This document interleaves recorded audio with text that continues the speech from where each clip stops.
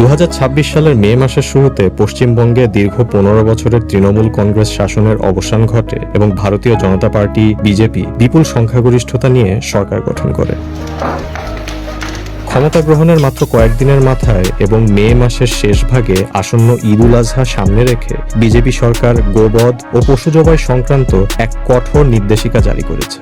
এর ফলে রাজ্যের সামাজিক ও রাজনৈতিক পরিমণ্ডলে ব্যাপক টানাপোড়েন সৃষ্টি হয়। 14 বছরের ঊর্ধ্বে কোনো গরু বা মহিষ এটাকে আমরা কুরবানি দিতে পারবো। গত 13 ও 14 মে পশ্চিমবঙ্গের স্বরাষ্ট্র দপ্তর এবং নতুন রাজ্য সরকারের পক্ষ থেকে পশ্চিমবঙ্গ পশু জবাই নিয়ন্ত্রণ আইন 1950 বা West Bengal animal slaughter control act 1950 এবং কলকাতা হাইকোর্টের পূর্ববর্তী কিছু রায়ের উপর ভিত্তি করে একটি সংশোধিত গণবিজ্ঞপ্তি জারি করা হয়েছে।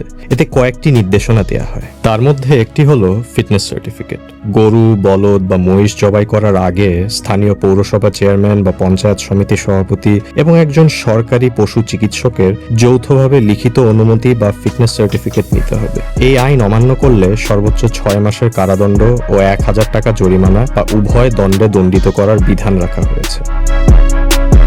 এছাড়া মুর্শিদাবাদ, মালদা, উত্তর ও দক্ষিণ দিনাজপুর এবং উত্তর ও দক্ষিণ 24 পরগনার মতো সীমান্ত সংলগ্ন এবং মুসলিম প্রধান জেলাগুলোতে গবাদি পশুর চলাচল ও জবাইয়ের উপর কঠোর নজরদারির নির্দেশ দেওয়া হয়েছে।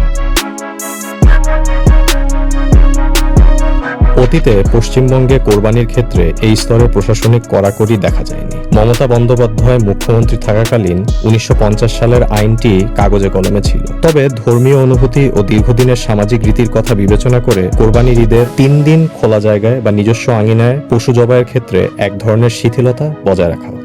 বাংলাদেশ ও পশ্চিমবঙ্গের মধ্যে রয়েছে ভাষা ও সংস্কৃতিগত মিল, কিন্তু ভৌগোলিক সীমানা এবং বিভেদের রাজনীতির কারণে দুই দেশের মুসলমানদের ধর্মীয় স্বাধীনতায় বর্তমানে বিস্তর ফারাক দেখা যাচ্ছে।